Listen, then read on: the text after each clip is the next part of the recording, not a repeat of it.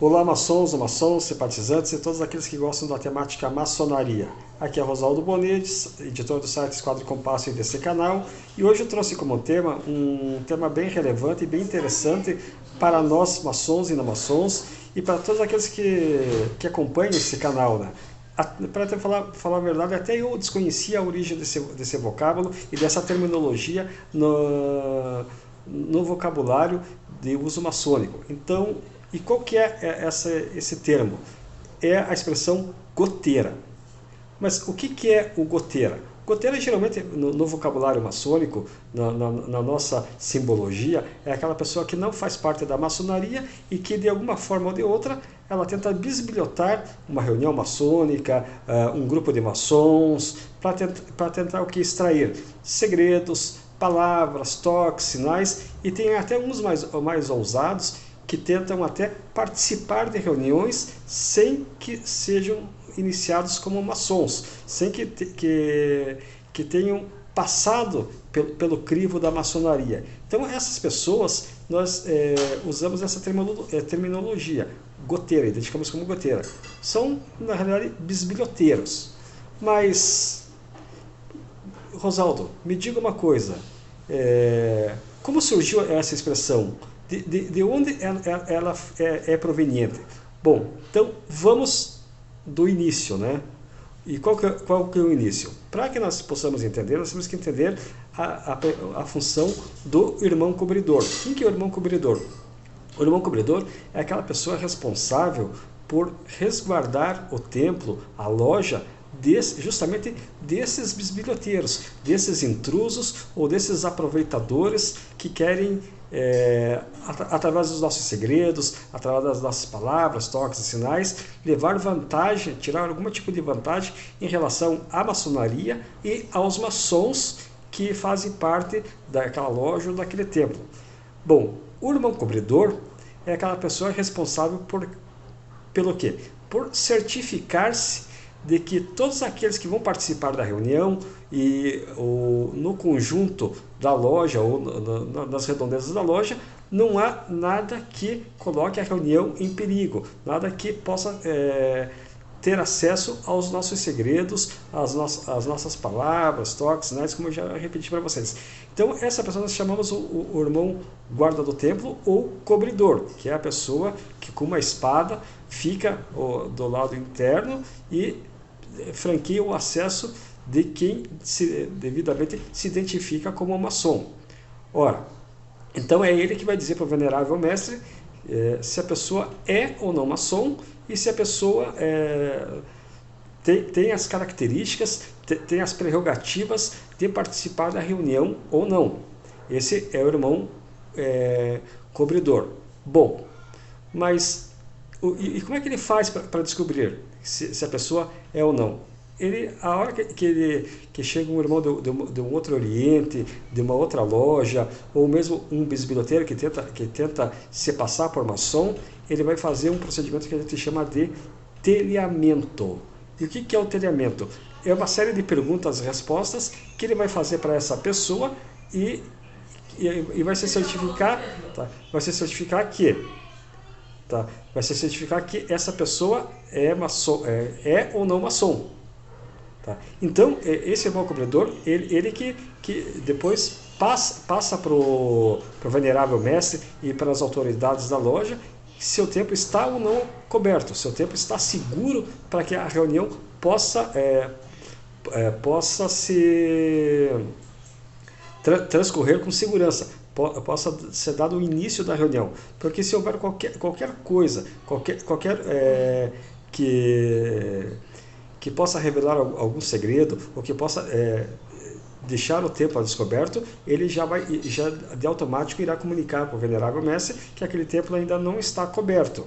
Então, o telhamento, em suma, o que é? É o ato de cobrir o templo, cobrir aqueles irmãos de gotas, de goteiras, da chuva que possa cair sobre o telhado do nosso templo. De forma alegórica, tá? As gotas, a chuva, E as goteiras são os intrusos, são as pessoas que querem descobrir o que se passa lá dentro. Então, é por isso que a gente usa esse telhamento. E se a gente for analisar bem a expressão cobridor e telhamento, o que elas remetem? Remetem a telhado. Por que elas remetem a telhado?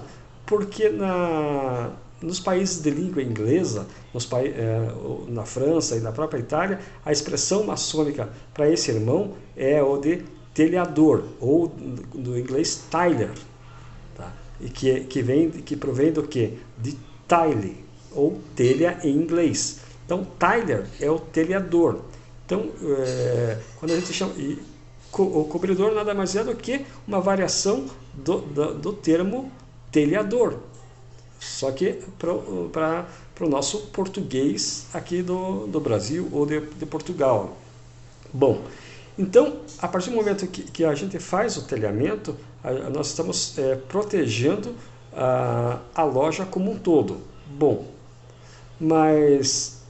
E de onde que vem essa expressão? De onde que originou essas expressões? Essas expressões, na realidade, elas provêm lá da maçonaria operativa, lá dos maçons construtores, dos maçons que, de forma alegórica, deram todas essas expressões relativas à maçonaria especulativa em relação a termos da construção, a termos do ofício do pedreiro, a termos que eram usados nas guildas, nas corporações de ofício dos antigos maçons operativos.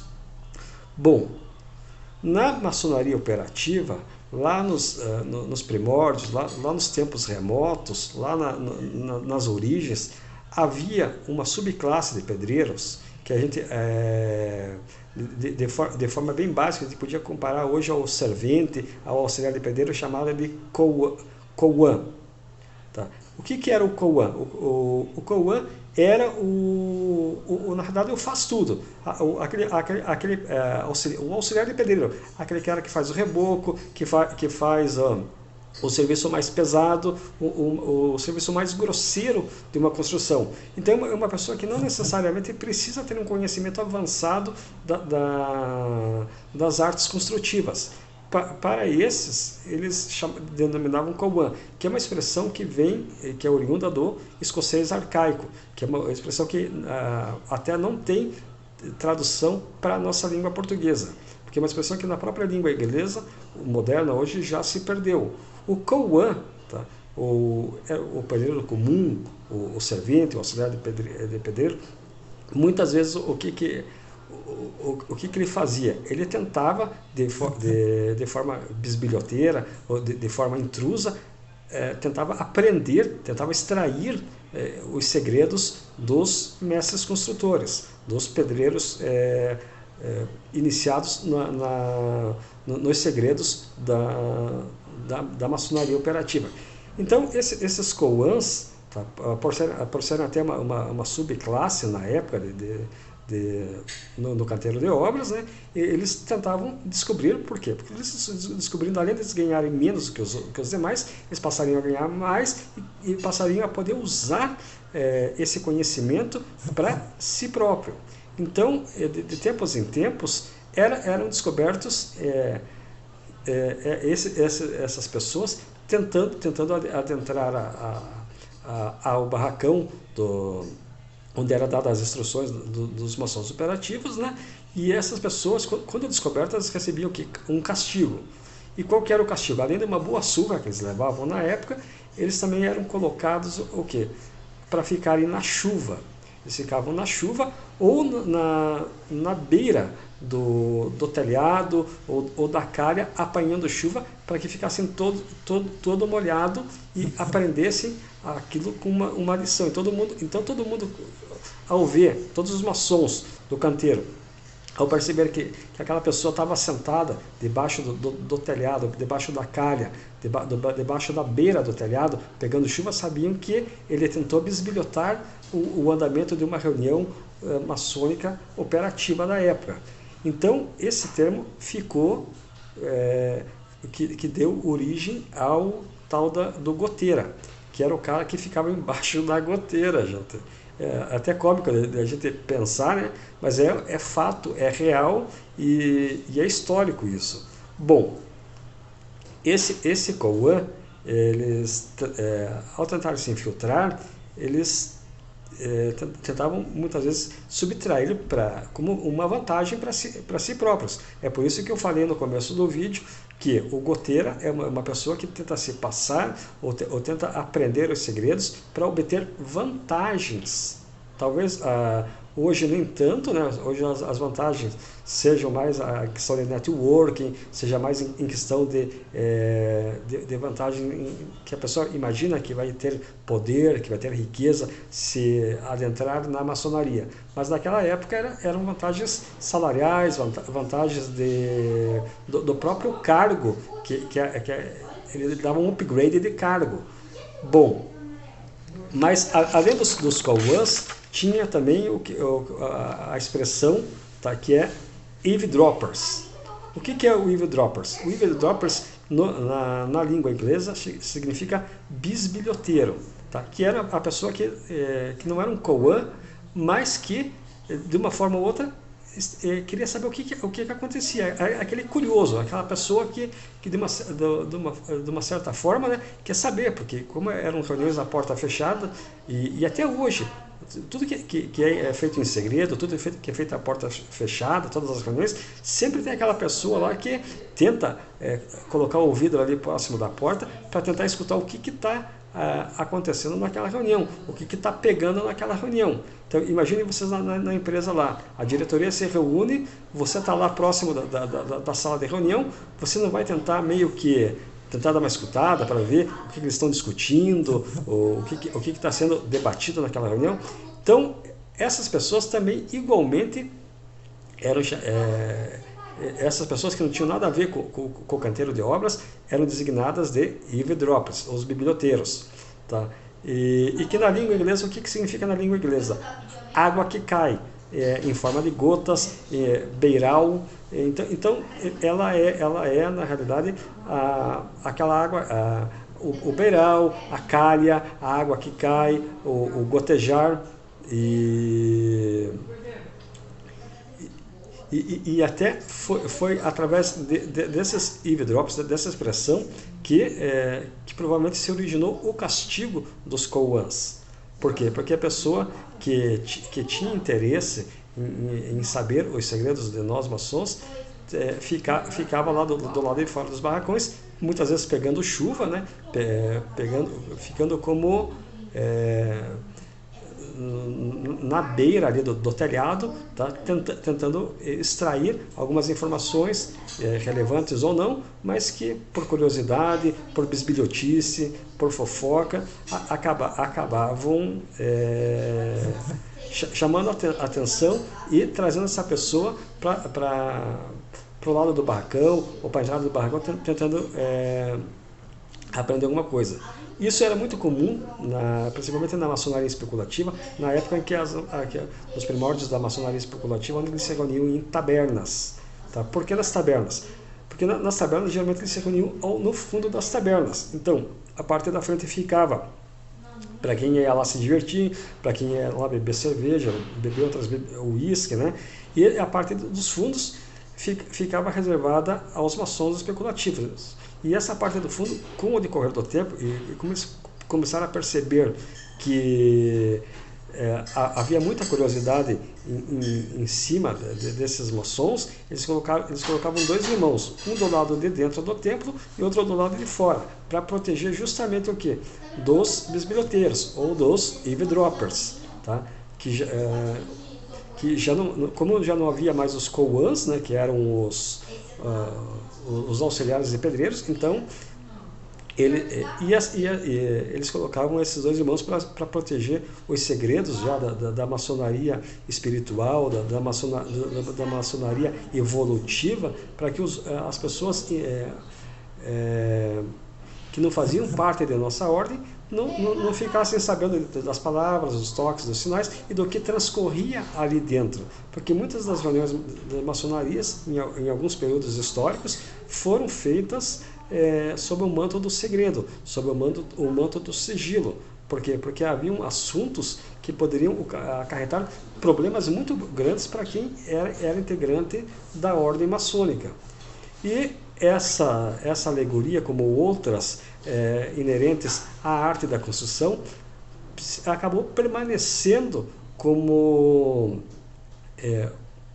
alegoria, alegoria e herança da maçonaria operativa. É por isso que nós falamos que os goteiras, usamos o termo goteira, que é um termo que reflete aquela pessoa que fica debaixo do beiral, que fica debaixo da calha, tentando aprender, tentando descobrir o que transcorre dentro de uma loja maçônica, o que se passa lá dentro.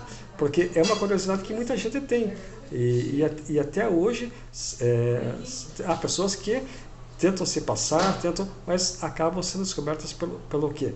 Pelo cobridor, pelo telhador, pelo guarda do templo, né? Que quando não impede essa pessoa de fazer, ou desconfia que a pessoa não é um maçom, usa o artifício do telhamento, que são as perguntas e respostas que eu falei para vocês, que todo irmão devidamente iniciado saberá responder, ou se fará identificado, né, como um maçom regular, um maçom iniciado no seu devido grau. Então é aí que surgiu a origem do termo goteira. Vem lá dos primórdios da maçonaria operativa, e envolve também a questão da bisbilhotice, da tentativa de descobrir os segredos e da tentativa de levar vantagem. Então, quando nós usamos o termo,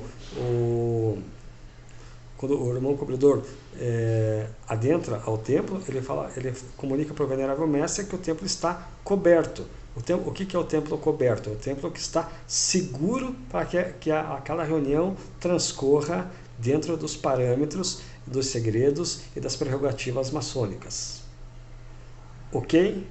Espero ter sanado essa dúvida de vocês, espero que tenham aproveitado esse vídeo e peço, se você gostou, que dê um likezinho, comente.